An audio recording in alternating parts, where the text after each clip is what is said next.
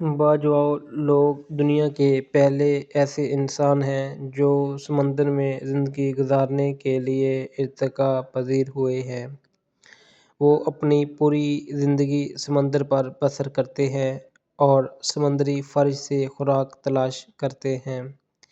ان کے عارضی مکانات لکڑی کے ستونوں پر بنے ہوتے ہیں یا وہ اپنی کشتیوں پر رہتے ہیں جو انڈونیشیا، ملائیشیا اور فلپائن کے سمندروں میں بکھرے ہوتے ہیں۔ وہ اس طرز زندگی کو 1000 سال سے زیادہ عرصے سے اپنائے ہوئے ہیں اور ان کی خوراک مکمل طور پر سمندری اجزاء پر مشتمل ہے۔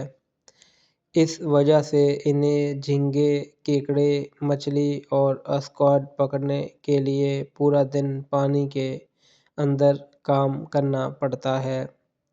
اس کے لیے باجواؤ لوگ اپنے کان کے پردے کو چھانتے ہیں تاکہ بیرونی اور درمیانی کان کے درمیان پریشر کو متوازن کیا جا سکے، جو انہیں گہرے پانی میں غوطہ لگانے کے دوران تکلیف سے بچاتا ہے۔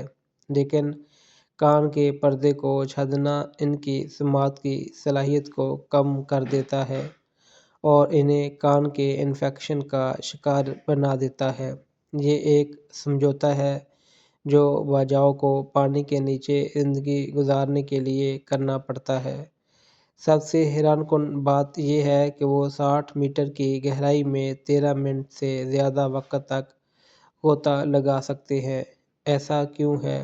تحقیقات سے معلوم ہوا کہ ان کے پاس عام لوگوں کی نسبت کہیں بڑی تیلی اسپلین ہوتا ہے۔ یہ تیلی خون میں زیادہ آکسیجن پمپ کرنے کی صلاحیت رکھتی ہے اور ایک حیاتیاتی اسکوبیٹنگ کی طرح کام کرتی ہے۔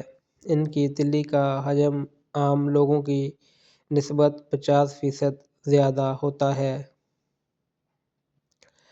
دلچسپ بات یہ ہے کہ یہ خاصیت صرف غوطہ خوروں میں نہیں پائی جاتی بلکہ قبیلے کے دیگر افراد حتیٰ کہ وہ بچے جو کبھی غوطہ نہیں لگاتے میں بھی موجود ہوتی ہے۔